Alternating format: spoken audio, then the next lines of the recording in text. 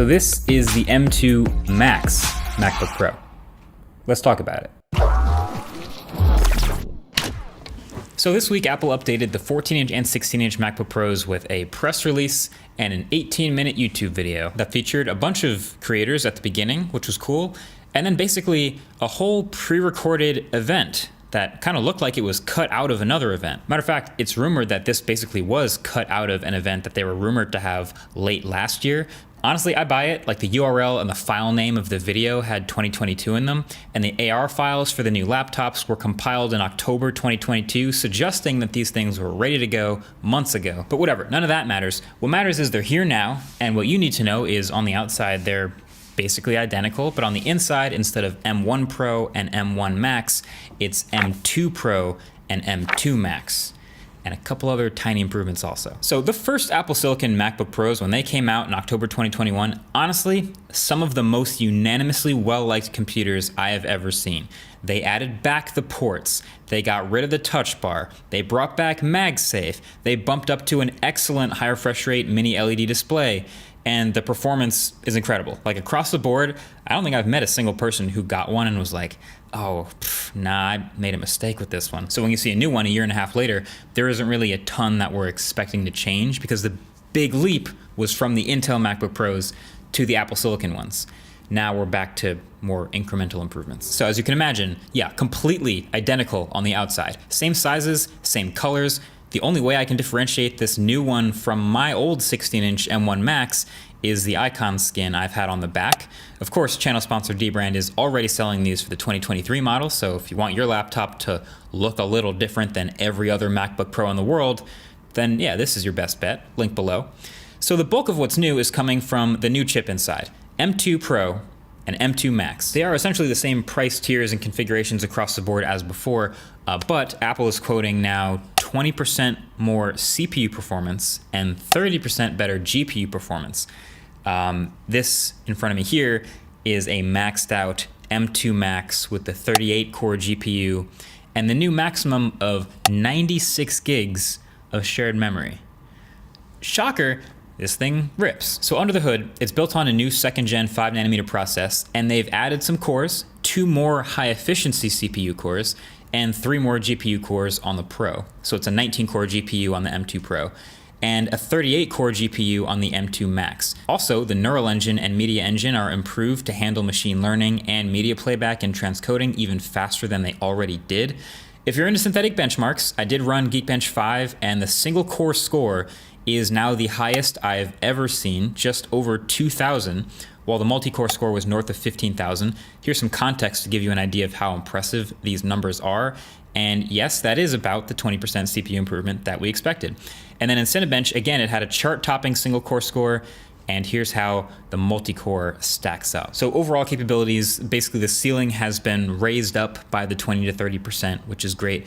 But as I mentioned in the original M1 Max review a year and a half ago, it's not so much about the raw processing power as much as it's about the things that it allows you to do better or faster than before. Hence the name Pro, theoretically. So like, I notice this in things where I have parts of my workflow that work just right with it. So I have this thing I do where I screen record with ScreenFlow, and it'll do a full resolution screen recording, and then I'll export that and use it and bring it into Final Cut Pro. The exporting of that screen recording into ProRes 422 was dramatically improved when we got the Media Engine with Apple Silicon. So a 16-core Intel Mac Pro with the Vega Pro 2 Duo that retailed for over $15,000 took a 3.5-minute screen recording and churned that out in 56 seconds. But the M1 Max laptop did it in 32 seconds. So that was so sick. That's one of those things you instantly notice is way faster. This new M2 Max did it in 23 seconds. So again, a pretty substantial improvement. Like, clearly the outgoing machines weren't lacking, but they've taken basically everything that was good about the old ones and improved it, just bumped it up a little bit, which is sweet. For everyday, daily, non-demanding tasks, as you can probably imagine, these are still great. totally great. Like I've already told you all about the excellent mini LED display that has a questionable amount of light bleed, but still looks pretty great most of the time. I've already told you about the top-notch design and all of the metal build quality, the huge trackpad, the high-quality headphone jack, the return of the built-in SD card slot. I've already told you about all that. But what about those other tiny improvements I mentioned earlier that aren't the M2 chip?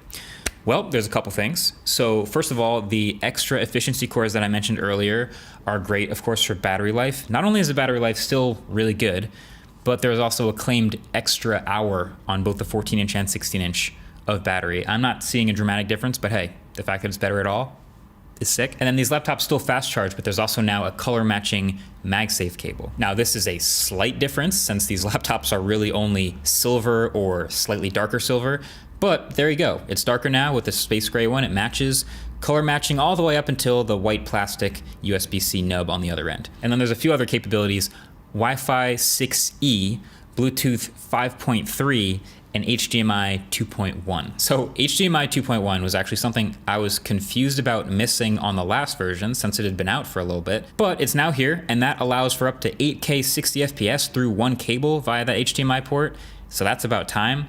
Wi-Fi 6E is just sort of starting to roll out now. That's going to be great for future-proofing. We literally just got Wi-Fi 6E routers in the studio for the first time, and the MacBook Pros have consistently been like the fastest thing on our Wi-Fi network, and it continues to stretch that lead in that department. And Bluetooth 5.3, again, very much future-proofing, but that's welcome. But really, the Apple Silicon transition has come a long way since the very first M1 Macs that we saw when they first started doing this. There are a lot more well-optimized apps. It's a lot more obvious what the benefits are. It's still not complete, of course, because we don't have a Mac Pro yet. And also it kind of feels like they forgot about the iMac. That's just chilling, still stuck at M1 for some reason. But really it's, yeah, these are a level up from the rest. And I think my overall recommendations about what to buy at certain spots in the lineup basically stays the same. So if you're after battery life, M2 Pro is gonna be awesome. If you're after maximum power at the expense of some of your battery life, then M2 Max is probably the move. And really my pretty textbook conclusion here is these laptops aren't for people who already have the M1 Pro and M1 Max laptops that just came out. They are for people who have older laptops that now have a better machine to upgrade to. Unless you're one of a tiny fraction of people who got the old ones and was pushing it to its limits and just needs that 30% more power, in which case, you know who you are. Matter of fact, for those people on older laptops, I think looking for sales now of the M1 Pro and M1 Max, when you start to find deals on those are going to be really good laptops. Now, you might have also seen the rumors that it's possible that the first of the M3 laptops is going to be coming out later this calendar year on a 3nm process. And you might be wondering if you should wait for that. To which I would say you should actually wait till Q3 of 2027 when we have the M5s, because that'll be 30% faster than the M4s, which is 30% faster than the M3s. And you can see where I'm going with this. Like, if you're gonna be waiting for the next thing, you'll just be waiting forever, because that's just the way tech is. These are great machines. They're more than most people need. And if you can get your hands on the M1s, those are gonna be really good for most people too. Either way, make sure you get subscribed, because I think actually the new M2 Mac Minis are a way more interesting machine. So stay tuned for that video. Also, I said something in my last review.